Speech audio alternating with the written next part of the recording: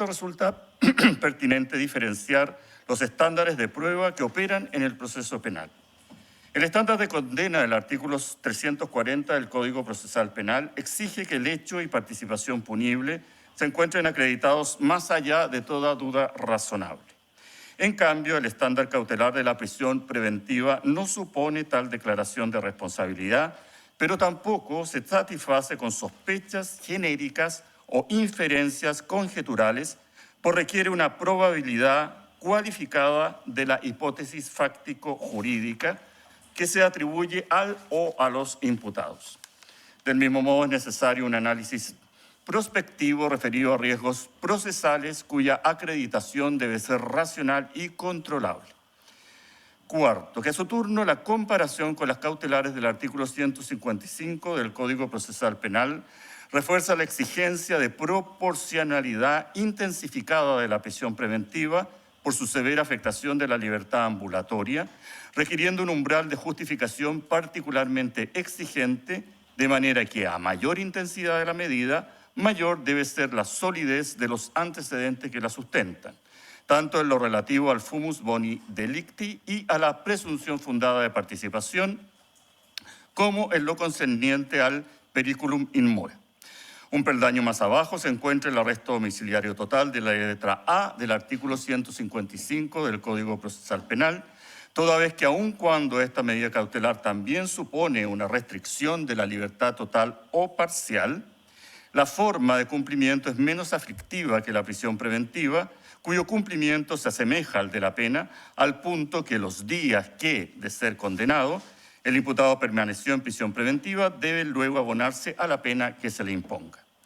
Por el contrario, las cautelares de menor intensidad y en especial el arraigo nacional, medida que fue decretada por el Tribunal Acuo, admiten un juicio de suficiencia menos intenso que se justifica porque la afectación de las garantías es menor.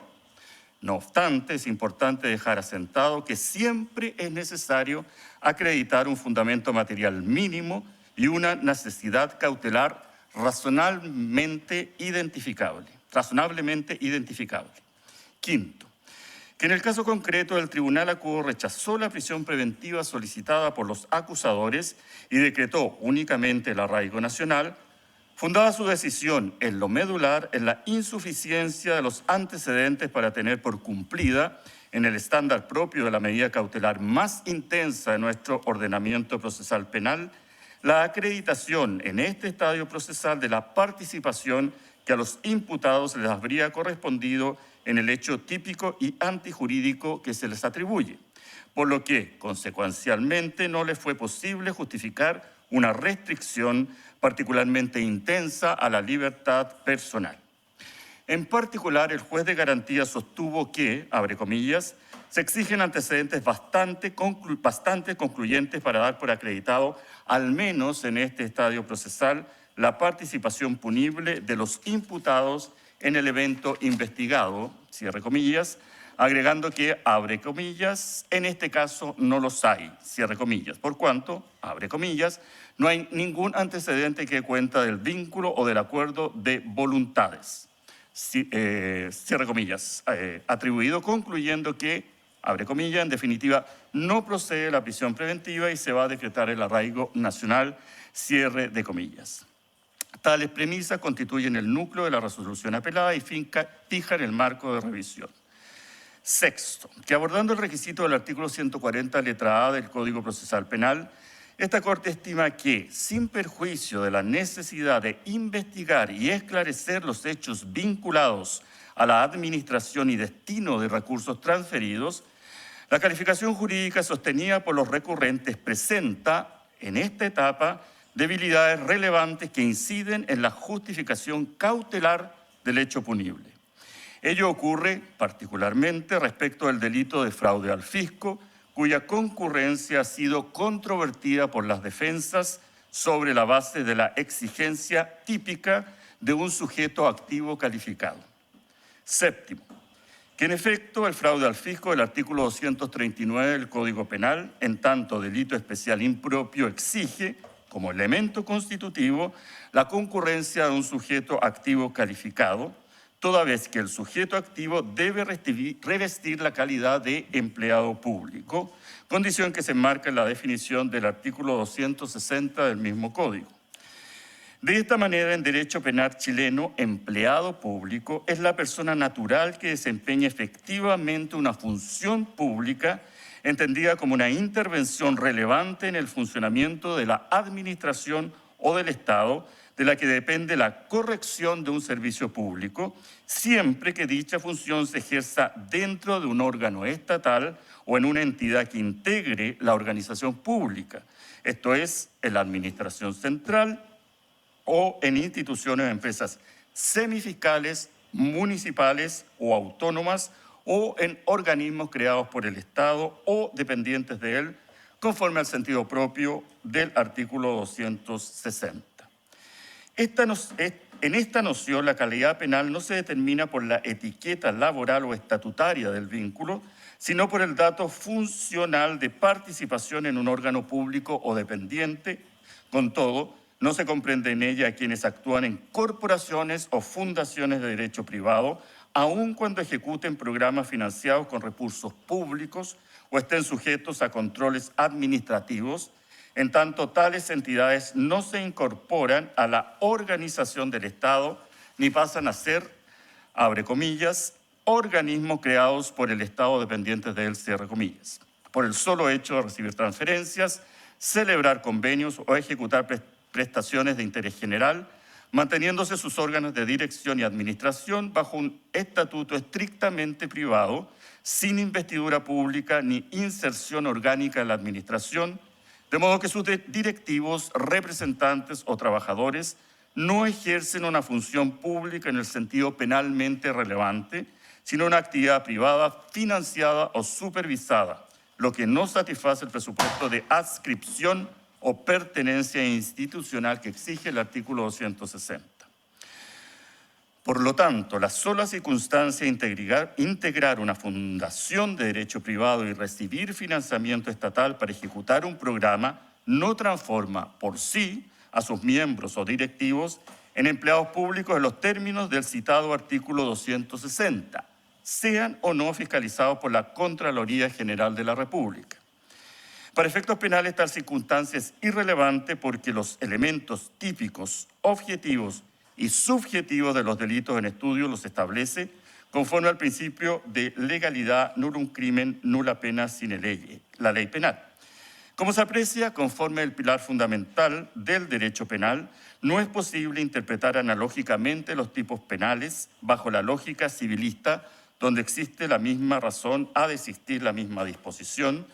toda vez que los delitos y las penas no pueden interpretarse de manera analógica, esto es, fuera de los límites de los términos utilizados por el legislador al describir el texto legal que los tipifica. Por lo tanto, no es posible en derecho penal extender analógicamente un elemento típico calificado a supuestos no comprendidos en su tenor posible, porque sencillamente ello es incompatible con la estricta legalidad penal.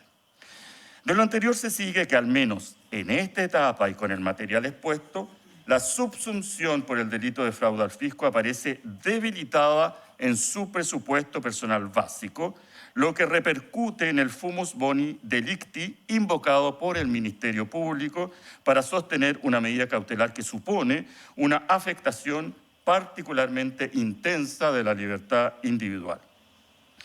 Por último, más allá del debate probatorio, no se puede soslayar el cambio de rumbo que ha adoptado de manera equívoca el órgano persecutor en la calificación de los hechos que atribuye a los imputados desde la audiencia de formalización y solicitud de medidas cautelares hasta la vista de la causa en la que, en subsidio, pareciera plegarse a la tesis del Consejo de Defensa del Estado. Sin embargo, aquello no es baladí para el debate cautelar, toda vez que en tanto la calificación jurídica de los hechos como constitutivos del delito de fraude al fisco permite sostener, en una visión prospectiva, una pena de crimen, la atribución del delito penal del artículo 470, número 1 del Código Penal, constituye una pena de simple delito, cuestión que impacta directamente en la necesidad de cautela, dadas las posibles circunstancias modificatorias que podrían concurrir en este caso, si los persecutores lograran probar en un eventual juicio oral tanto los hechos como la participación punible de los imputados. Octavo, que la conclusión asentada en el considerando precedente relativa a la no concurrencia de la calidad especial exigida por el tipo penal en examen se enlaza con los principios que informan la autoría y participación criminal y en particular con el principio de incomunicabilidad previsto en el artículo 64 del Código Penal, en cuanto establece que las circunstancias de carácter personal que sirvan para agravar o atenuar la responsabilidad solo producen efecto respecto de aquellos en quienes concurren, que aun cuando pudiera objetarse que dicha disposición se refiere en términos literales a circunstancias modificatorias de responsabilidad y no a elementos típicos, lo cierto es que razones de coherencia del sistema permiten extender su fundamento a la problemática de los delitos especiales, pues si el legislador ha consagrado una regla nítida de no comunicación de lo personal para efectos de modular la pena, con mayor razón no resulta aceptable comunicar aquello que constituye presupuesto estructural de imputación y fundamento del injusto especial, atendido que, abre comillas, si no es posible comunicarlo menos, no se puede comunicarlo más, cierre comillas. Y por ende carecería de sentido admitir la comunicabilidad de un elemento que habilita o agrava la responsabilidad penal cuando se prohíbe la de una circunstancia personal que solo la modifica. Que, por lo demás, cuando se está frente a un ilícito configurado como delito especial, es posible que junto al autor intervenga como coautor o partícipe un sujeto que no reúne la calidad exigida por el tipo, surgiendo entonces la cuestión de si a ese extraneus se le comunica o no la cualidad que concurre en el intraneus, esto es, si aquel debe responder conforme al mismo título aplicable al sujeto calificado o, por el contrario, su responsabilidad debe ser reconducida a un estatuto diverso, compatible con su falta de calidad, sin convertir por vía indirecta una carencia típica en un elemento, entre comillas, prestado. Que así las cosas, aun cuando de los hechos atribuidos por los acusadores pudiera desprenderse la intervención de terceros investidos de calidad funcionaria, no resulta jurídicamente aceptable trasladar automáticamente tal cualidad a quienes carecen de ella, de manera que no puede fundarse por esa vía la autoría o intervención punible en un delito especial impropio respecto a sujetos que no reúnen el presupuesto personal exigido por el tipo. Noveno, que en cuanto al delito del artículo 470, número 1 del Código Penal invocado por la querellante, la discusión cautelar ha puesto de manifiesto insuficiencias probatorias relativas a elementos estructurales del tipo, particularmente en lo que concierne al título de recepción, a la configuración concreta de un acto de apropiación o distracción en sentido típico, a la determinación del perjuicio y especialmente a la acreditación del dolo. A mayor abundamiento de la vista de la causa se desprende, tal como lo han puesto de manifiesto las defensas de los imputados, que se encuentra controvertida tanto la naturaleza como el régimen de las partidas presupuestarias y el destino de los recursos recibidos, conforme al convenio por la Fundación Procultura.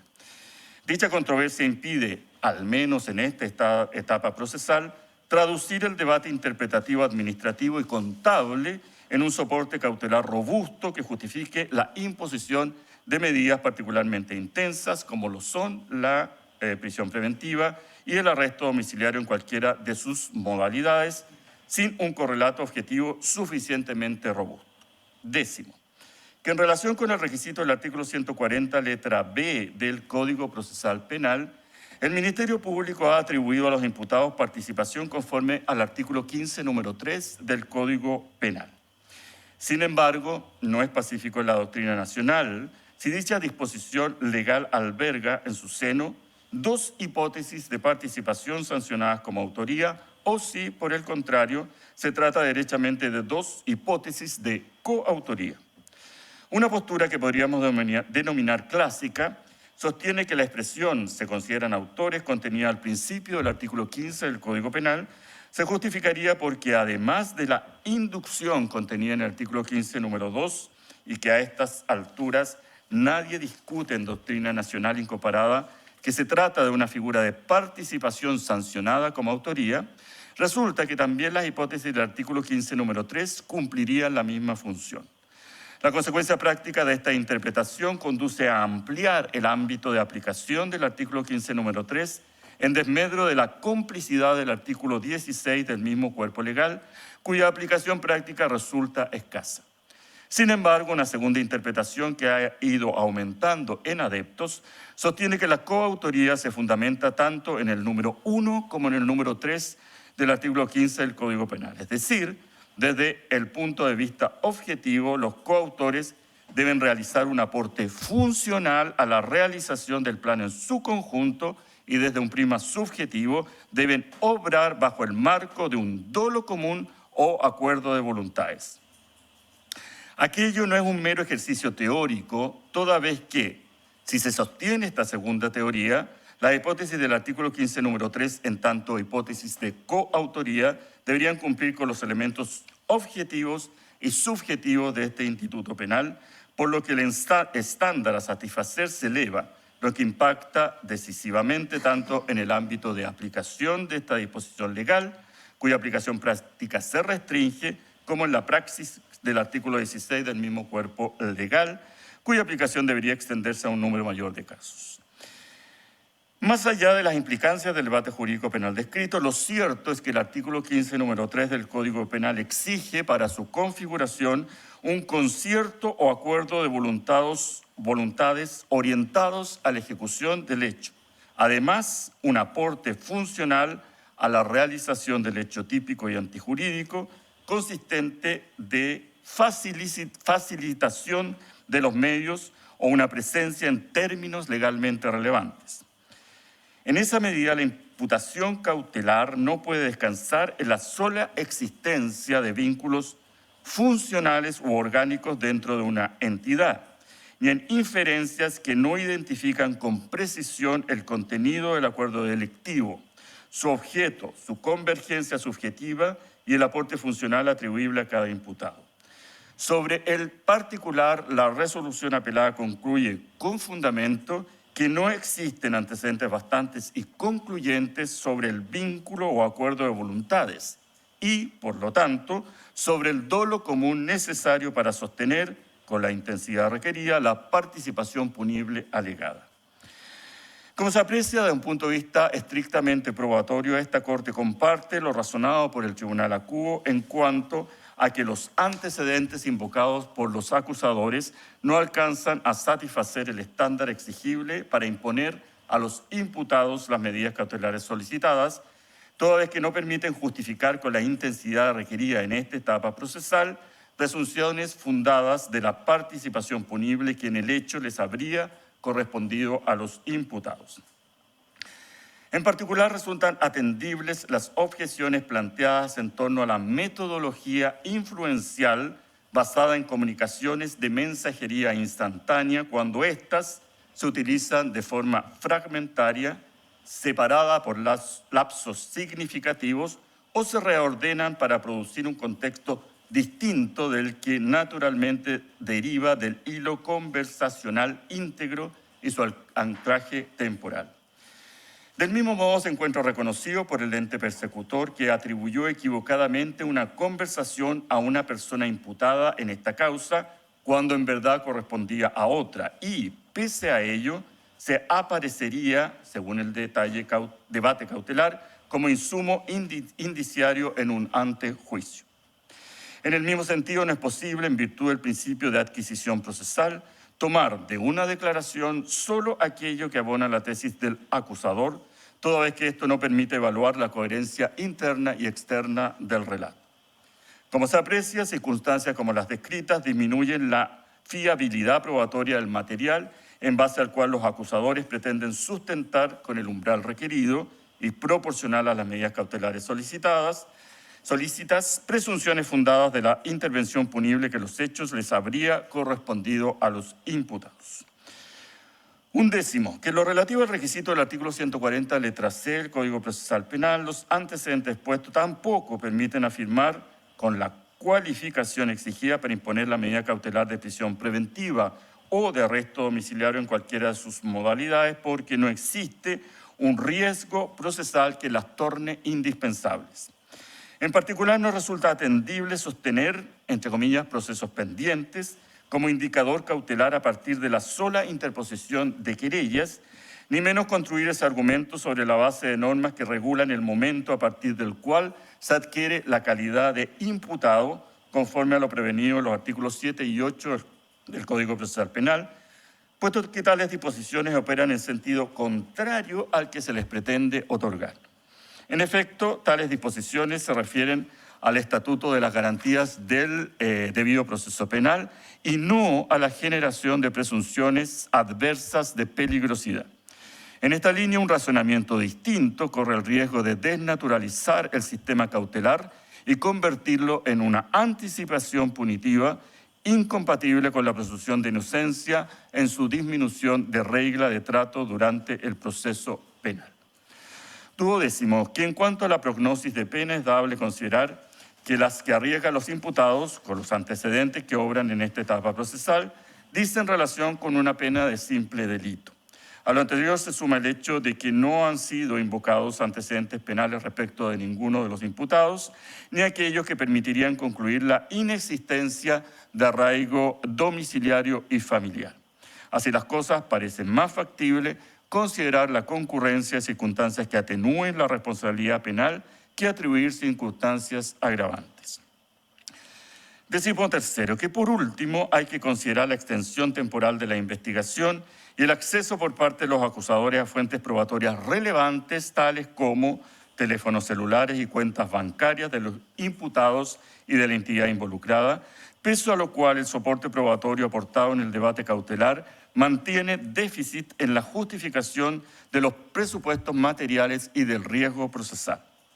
Sin perjuicio de que la investigación se encuentra en desarrollo, tal alegación refuerza en este estadio procesal la conclusión de que no se está ante un cuadro de antecedentes cuya solidez habilite ni a la medida cautelar de mayor intensidad, como es la prisión preventiva, ni tampoco la medida cautelar contenida en el artículo 155, letra A, resultando en cambio razonable la opción del tribunal de primer grado por medida menos aflictiva. 14. Que por las razones expuestas nos advierten en la resolución recurrida los vicios que se pretenden, toda vez que, al contrario de lo sostenido por los persecutores penales, la decisión del tribunal acuo distingue adecuadamente entre el estándar de condena y el estándar cautelar, exige un soporte indiciario corroborado para justificar restricciones intensas y aplica correctamente el principio de necesidad y de proporcionalidad, evitando que la medida cautelar opere como anticipación de pena en desmedro de la presunción de inocencia. Por estas consideraciones, vista más lo dispuesto en los artículos 140, 141, 143, 149 y 155 del Código Procesal Penal, se confirma la resolución de 3 de febrero de 2026, dictada por el 7º Juzgado de Garantía de Santiago, en causa RIT 6169-2024, que rechazó la prisión preventiva solicitada por el Ministerio Público y el Consejo de Defensa del Estado respecto de Alberto Andrés Larraín Salas, María Constanza Gómez Cruz, María Teresa Boleme Lama y Evelyn Magdaleno Gutiérrez, y decretó en su lugar únicamente la medida cautelar de arraigo nacional.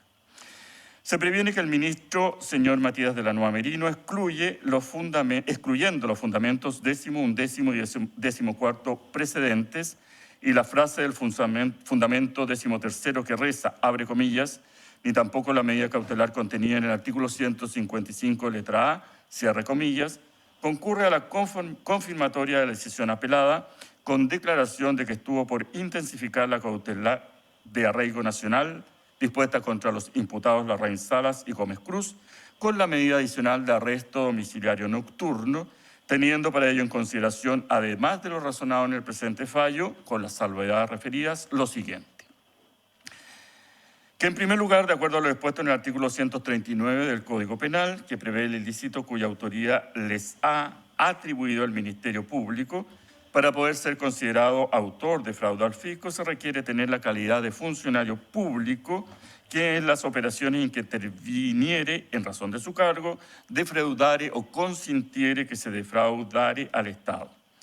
Tomando esta última expresión en el sentido amplio de la norma que la norma la asigna, de lo que se sigue que, careciendo ambos imputados de dicha calidad en los hechos objeto de la formalización, no pueden ser considerados autores del delito ni les resultan, por ende, aplicables las hipótesis del artículo 15 del Código Penal que les endilga el ente persecutor. Segundo, que sin perjuicio de lo anterior, en opinión de este disidente, parte de los hechos descritos en la formalización podrían configurar el tipo penal del delito previsto y sancionado en el artículo 470, número 1, en relación con el artículo 467, número 1 del Código Penal, imputado en la querella del Consejo de Defensa del Estado. Tercero, que en este escenario es lo cierto que, si bien los antecedentes de que dieron cuenta los intervinientes en estrados reseñados en el recurso de apelación del Ministerio Público, al ser apreciados con el estándar exigible conforme al artículo 140 del Código Procesal Penal para disponer la prisión preventiva, no permitirían tener por justificados hechos constitutivos de ninguno de los ilícitos imputados, no lo es menos que, valorados con el estándar más tenue que supone el artículo 155 del Código Procesal Penal para disponer medidas cautelares de menor intensidad que aquella, resultan suficientes para tener por justificado que los imputados Larraín Salas y Gómez Cruz distrajeron en los términos del artículo 470, número 1 citado, la suma de 15.283.548 pesos que la Fundación Procultura recibió del Gobierno Regional de Santiago con el fin específico de ejecutar el programa Transferencia Prevención del Suicidio mediante el fomento de la salud mental, denominado programa Quédate, hechos que podrían configurar el tipo de fraudatorio común que establece dicha norma. En efecto, así puede desprenderse, si bien aplicando el estándar probatorio más laxo ya referido, a partir de, entre otros elementos, las transcripciones de mensajería invocadas por el ente persecutor que dan cuenta de, efectivamente, un conocimiento previo a los hechos entre dichos imputados y entre estos y Claudio Orrego Larraín. El mensaje de este último, en el que se dirige al señor Larraín tratándolo de, comillas, hermano, y en que le pide que, comillas, por cualquier cosa, revise los WhatsApp por, entre comillas, si tienen algo, de fecha 7 de julio de 2023. La circunstancia de que, en conexión con lo anterior y a pesar del conocimiento previo, en los dispositivos revisados no se encontró mensaje alguno de WhatsApp entre ambos, lo cual podría sugerir que existió efectivamente comunicación por ese medio que los implicaba, la que fue borrada. La declaración del testigo Rodrigo Enríquez Izquierda, ingeniero civil del Ministerio de Desarrollo Nacional, en cuanto refirió que respecto al programa Quédate, a buscarlo en el Banco Integrado de Proyectos administrado por dicha cartera ministerial en la que el testigo se desempeñaba, el mismo no ingresó formalmente, pues la institución financiera, que en este caso coincidía con la institución formuladora, a saber, el Gobierno Regional de Santiago, no apretó el botón de, entre comillas, postulación,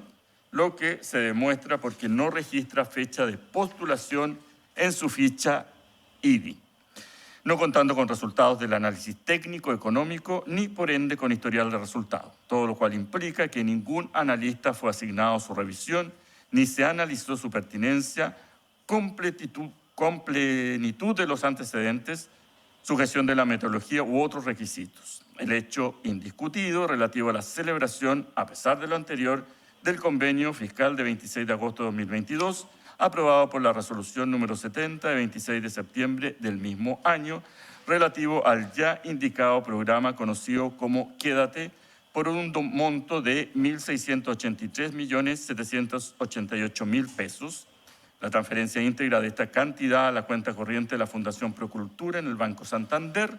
los roles que desempeñaban en ella los imputados Larraín y Gómez, la inejecución de un 60% de dicho contrato y la circunstancia de que el monto del dinero recibido y no ejecutado ascendente a 1.015.283.548 pesos no fue devuelto al gobierno regional luego de que, terminado anticipadamente el convenio, esto le fuera requerido sin que hasta la fecha se tenga noticia del destino de dicha importante suma. Cuarto, que en las circunstancias referidas y atendido los trascendentes fines públicos y necesidades sociales que el programa Quédate estaba llamado a satisfacer, el contexto sanitario en el que se enmarcó la confianza pública en la correcta ejecución de programas sociales críticos involucrada, la forma y circunstancia de la supuesta comisión del ilícito y, finalmente, la envergadura del daño patrimonial pretendidamente causado, importan que la necesidad de cautela no se satisface en este juicio con una medida menos intensa que la de arresto domiciliario nocturno respecto de ambos imputados. Redacción a cargo del ministro, señor Mauricio Rettiga Espinosa, y la prevención de su autor. Bien, comuníquese por la vía más expedita, devuélvase la competencia al tribunal de origen, rol ingreso penal de esta Corte, 728 del año 2026. Bien, habiendo concluido el objetivo para el cual se citó esta audiencia, se le pone término a ella. Muy buenos días.